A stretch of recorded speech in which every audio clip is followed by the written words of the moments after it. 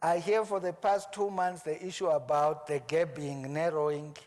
I hear the issue about poverty. I hear the issue about corruption. But really, is there something happening? Because even the child at primary school, even at schools, you hear a young person just say, hey, if you want this certificate or what, you can go to this police, you can just pay something. Corruption started to become such a normal type of thing already in our children's. And that's why our society focuses more on material things. We have all the good policies and all the good laws, but when we see what is happening, corruption is going on. People, how they treat one another is different. And one of the issues is based on definition. It's same like when I say, what is Namibia? Is Namibia a peaceful country? People will define it as peaceful because their definition of peace is the absence of war. But as we sit here, we know you cannot walk out in a street today. All of us are scared, not of animals, because of other human beings. The type of society we are creating is the fruits we are getting even from our children. Our children need to look from us. Our leaders, if they talk about caring society, we need to see in them, in their own personal life, that really they're demonstrating a caring attitude. Otherwise, it becomes a talk show, and we talk nicely, we develop a lot of good government policies, and the poor get poor. In conclusion, we used to have a project where we rehabilitate prostitutes. They come to our office and they were asking, can you people help us because we don't want to sell our bodies anymore? And we say, why? Because there is no job. That is why we sell our bodies.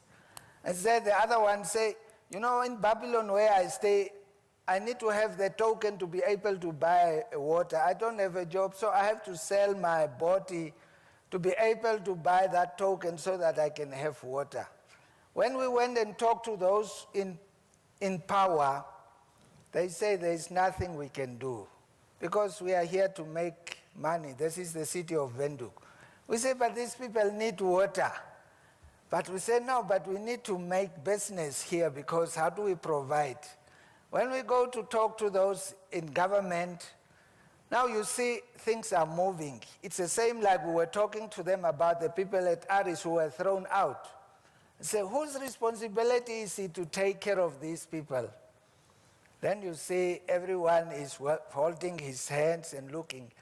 But what we need to do as a society and as a nation is to change our value towards human beings and say we want to give the best treatment and care, whatever we can, to any human being, not because he can afford it or because he is well off. And it is my prayer that we change the value system so that the generation which will come will start to treat and look to each other with different views. I thank you. Thank you very much, Ludwig. We have 5 minutes, and now that you've heard all the stuff and obviously seen there's a massive divide on some of the topics, would you care to make any comments, Jamie? Sure. Well, I'm just going to speak very briefly about the official topic of this session, which was how to make Namibia a more egalitarian society. Now, I don't want to talk about Namibia in particular because I don't have enough information. I've learned a lot today, but I still don't presume to know well enough. So I'll talk in general terms, and I think that it'll be obvious to you how they apply to your own country, more obvious than it is to me. I'm going to talk, as I say, generally. Now, egalitarianism isn't exactly the same thing as equal. So you can have an egalitarian society in which there's some people are richer than other people. My own New Zealand, I would say, is one of the most egalitarian societies that there's ever been. And it has differences in wealth. Some people are wealthier than others. So what does egalitarianism come to? What does it really mean? Well, I think the first thing it means is that there's equality before the law. The law treats everybody the same. The law is blind in this sense. That's what that saying means. It takes no account of who you are. Everyone is the same, has the same value, is treated the same under the law. That's the most fundamental and basic way in which a society is egalitarian. So there should be no legal privilege. So under apartheid, there was legal privilege. Under the pre-Enlightenment societies in Europe, there was legal privilege for the aristocracy and so on. That is not an egalitarian society. That's the opposite of an egalitarian society. But I think things go beyond the law. You can't just stop at this very narrow legal interpretation of what egalitarian means. There are cultural elements as well. So for a society to be egalitarian, I think that it needs to be based on what you'd call open competition. So do I get to the top position at a university, let's say, or in my company, or do I do well in business? Do I get the contract to build the motorway? This should be based, in an egalitarian society, this should be based on open, and that's a very important word, open competition, visible to all what the procedures are and the criteria of choice. And everybody's got a shot at it, and the person who comes up with the best offer wins. That's an important element of an egalitarian society. And again, these things, my own New Zealand is much better than it used to be in this regard. Up until the mid-1980s, the state played a very big role in the economy, and if you wanted to get any business, you had to deal with government ministers, and of course it was an advantage for you if you were a friend of the government minister, if you went to school with him or her. So that's reduced as the government's played a smaller role in the economy. There's still a bit of it, of course, but it's minimal in New Zealand. That's one of the reasons New Zealand fares very well on international comparisons of such matters. So those, I think, are the two main elements that you might call legal and cultural to an egalitarian society as opposed to an equal outcome society. I think the other element that's important, that goes a bit beyond the law, is that accidents of birth shouldn't matter too much. Accidents of birth, that's to say what family you happen to be born into, what talents you happen to be born with and so on, these are always going to matter. There's no way you can get rid of the advantages that confers. If you've got very kind and loving parents who invest a lot in you, you're going to do better than if you haven't. And these things are not under your control. They're accidents of birth. However, society can do some things to minimize the bad consequences of an unlucky birth. So it can, make sure that there's a minimum level of income available to you so that your health doesn't suffer as a child. Malnourishment in youth really sets you back tremendously over the course of your life. So if people are going to have an equal shot at life, some of these basic things need to be in place. And education's the other obvious element. It's been discussed a lot. And in a decent egalitarian society, everybody has a chance to get it doesn't have not an equally good education as everybody else, but a good enough education.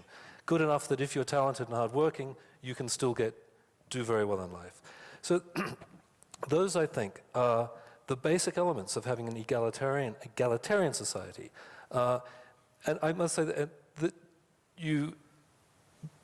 what it really means in the end is that you feel like everybody in the society is respected equally. They don't necessarily all achieve the same things, but whatever they achieve and whatever they start, they are afforded equal respect as individuals, as human beings. I'm in no position to judge how well Namibia is doing on this ground. I've heard excellent things regarding the rule of law and equality before the law. Otherwise, I just want to leave it at those generalities. Thank you. Thank you very much. Ladies and gentlemen, please give our panelists a round of applause. Due to time constraints, we're not going to have questions and answers for them, but I would like to please re-invite the Master of Ceremonies onto the stage. Thank you very much, everyone, for listening to me too.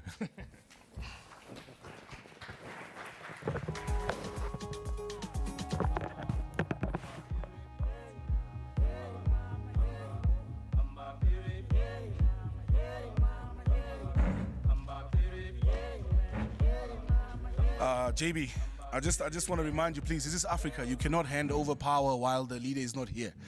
It's going to be a coup. Nonetheless, thank you once again to the panelists. Thank you very much, JB, for manning that as well. And yeah, we've come to the end of the program, but can I just have one last positive? A better one. Positive? I was going to say there are drinks afterwards, but that positive energy wasn't that strong. Nonetheless, for a wrap-up and a quick look at the conclusion in terms of how to reduce inequality in Namibia, please give a round of applause to the chairman of the Economic Association of Namibia and our host, Mr. Roland Brown.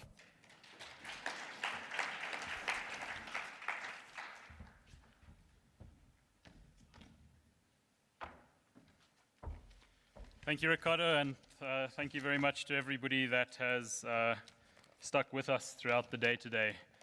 I have the task of trying to wrap up and trying to summarize everything that we've discussed here today.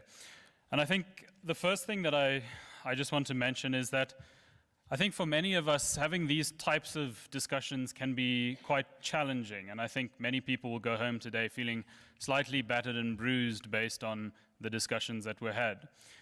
But it's something that we at the Economic Association have always felt extremely strongly about, that we must talk about challenging issues in the country. And it's the same reason that people like myself and many others get themselves into a great deal of trouble, because we feel that it's important that we air our views and that we hear other people's views, and that we don't bury complex topics because they're complex. And as a result of that, we do try to talk about things that I think are often quite challenging. So in that regard, while I suspect some people will feel a bit battered and bruised, I hope that there's a general recognition of the benefits that come with that in terms of opening up discussions on some complex topics in the country. So I think, as we've heard today, economic inequality is a very complex issue. And because it's such a complex issue, taking it at its face value is perhaps not the most beneficial thing to do. And I think in many ways, while it is a very important indicator, it's an indicator that we have to look at in conjunction with large numbers of other indicators. Many countries in the world are less unequal than Namibia, or more equal than Namibia. However, people's lives are not necessarily better, and that's really what matters, is the state of people's lives and livelihoods.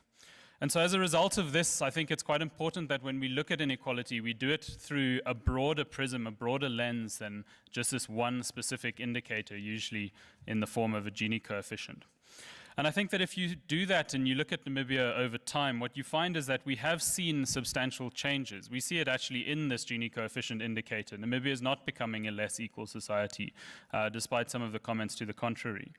But at the same time, we do still sit with massive issues. So this slow improvement with regards to